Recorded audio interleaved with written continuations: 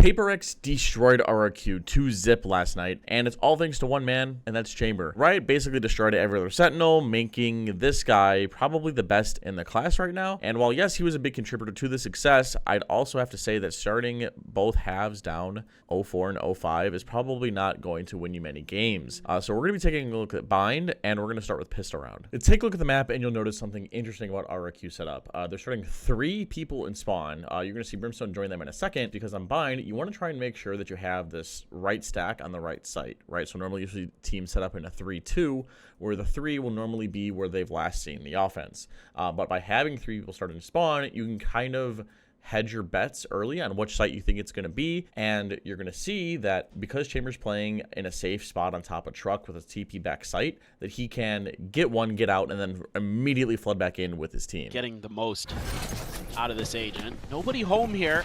It's actually Jemkin solo as 3 players were in the spawn looking to rotate. Oh my god. Well, he's just instantaneous with it. The headhunter able to find Forsaken is swinging around the corner. Something going to be taken down. Jing with a frenzy, able to find Cushy at range, but Crazy Guy quickly deals with them. Now, in this game, you're going to notice that PaperX do a lot of this. They'll send 4 or even 5 players up one lane and send 0 up the other. Now, I hate this because Chamer's going to hear this Prowler and hear a bunch of noise coming from the offense, so he doesn't have to worry about his right side at all and just solely focus on this left side. And then Forsaken, swings before the haunt pops, and it's just a mess. Now, because Chamer got this early information, the rest of his team can flood in, and they absolutely just tear this offense apart. It activates Viper's flank, and leaving Devi with no other choice but to lose. In this new meta, we've seen a lot of teams just cut their Sentinel, so I think teams are getting less and less used to defaulting and breaking important pieces of utility like Cypher Traps or Killjoy bots, but especially PaperX, who just love running it down.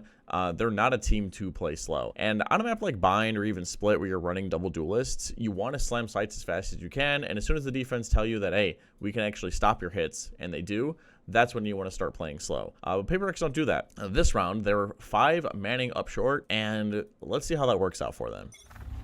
Get a lot more value compared to, or now, I should say, relative to some of the other ones. Ooh.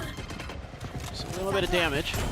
Pinch shows to the face, looking to close the gap, but caught a glimpse, and it's going to be a bit of a standoff there, and a back away from Jing and Xpharaoh. Occupying their give and territories is Moniette.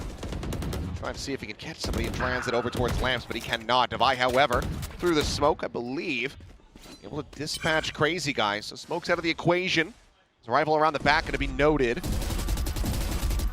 So PaperX actually made it through short. They were able to get into Lamps, they were able to get into this area, but they weren't able to plant because they never sent anybody up showers. So their mid-round play was to send something and Forsaken up through showers, have these 3 teleport, and wrap short and basically re-exec A. Now, that sounds great in theory, but you're playing against a Chamer who's soloing long and has a trip in hookah. So RRQ, they're rotating over, but Chamer's like, wait a minute, they're not breaking my trip, go back to A, and then when they come back to A, they expect players to then be in showers because it was so quiet, and then you end up with plays like this. RRQ, they are making the right call. Swing to the corner, Cushy able to find the trans. Yes, part of that was just Cushy being insane, but after that, the round just falls apart. Seekers go out, and RRQ know exactly where PaperX are at, and they end up dropping their first full buy. And then when you start off games like this, it's hard to come back because the defense starts snowballing their money, their ults, their confidence, and it is just a bad time. So because PaperX got off to such a bad start, they end up taking an early timeout, and you can see that Alex calls for them to start playing a little slower. We have a 3-man person default towards long, 1 holding short, 1 holding shower. That's all fine and dandy. Now, the thing is, nobody goes in hookah and breaks his trip. So while, yes, Moniette and Cushy are taking a lot of pressure long, you're going to see that this 3-stack stays up on A. And because not a lot of pressure is being made B, Jemkin's actually ready for this shot. Showers, Jemkin. Closed. Not going to be clearing that, just holding the angle. Did they flash their way in? No.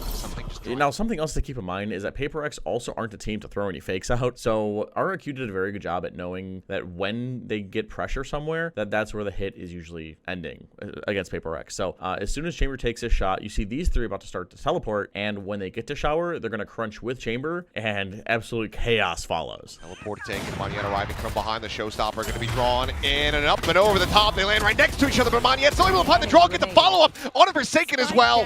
Jemkin finds the shorty draw onto Envy. 5-0 now on the Chamber. as it is just Devi. And now the way the Paper X work themselves back into the second half is through defaulting. And here you're going to see what their Shower's default looks like. So Jing double satchels in behind a haunt, forces Chamer back. And yes, Jing got blinded by the Sky Flash and went through the teleporter. But you can see RRQ's rotates are already on their way because they're expecting Paper X to just run it down. This team doesn't sell fakes, right? They just run you over until you can stop them. But they've been stopped. So after the Shower's default, you see the offense double back towards long. And here's where you see 4 stack up on long. Something is going to dimensional drift through Hookah. He spots Sky. Eventually, he's going to spot Viper and realizes that site is pretty free. The Fatal comes in, and our Q do a good job at stalling the offense and buying time for their rotates through Orbital Strike from Brim, but Paper X have mollies and spawn so that something can safely wait for his teammates to come out and fight with him and take the site. Now, when they take site, you're going to notice the Devi rips this nasty Viper ult. It clogs him most of sight, but also has a little pocket for him to jump up and retake Hookah. And you might think that Paper X are in a good spot, but RRQ do a fantastic job at retaking this site. Jing tries to hold the doorway. Forsaken. Well, he'll just find both there in Hookah. Whoa! Double face in towards backside, though the shorty gonna be drawn out. It's gonna be Jemkin able to find it. The tour de force shot connecting. The spot out, and Forsaken doesn't collect the kill. Jemkin gets a third, makes it a headshot for good measure. Okay, so the only reason why Jemkin got those kills is because he's using his teammates' vision to line up his op shots, but even then, those kills were still insane. That's just a little tip for your ranked players. And now, after Paper X have worked themselves back into this game, they feel like they can go fast again, which makes sense. They start thinking fast, then they go slow, then if you go fast again, you're throwing the defense for a loop because they don't know what speed you're going to play at, right? But the only problem is that they're sending 5 up short. When you're splitting A on this map, you need some form of pressure, whether if it's 2 or 3 people taking showers or just having a late lurk. You need something in this area to make sure that when your team does take site or take, I guess, lamps and short, I guess, that you're not being denied this plant because you're going to feel suffocated and you're going to have to take the teleporter and the round gets messy quick. Okay, now one part that I forgot to mention about running a chamber is that you need to make sure that your chamber player can aim. And Jemkin, as you're going to see in this round, he can hit some nasty shots. With the off. Flush against the wall. The Prowler, however, checking it out. Forces the rendezvous. He's back into Lamps. Jing's trying to run him down, but what a shot. Catches him 3 feet off the ground. Finds the second. Something now. And now after these 2 kills, you're going to notice that, yes, Forsaken is going to try and double smoke mid-site to try and wrap showers, which makes sense. But that's a lot harder to do in a 3 versus 5. And then you're going to see, because his team feels like there's so much pressure and I guess they need to make plays, Forsaken tries to swing back side and it just becomes a mess. You cannot start a game this way. Now, if you want to see more Paper X, watch this video here.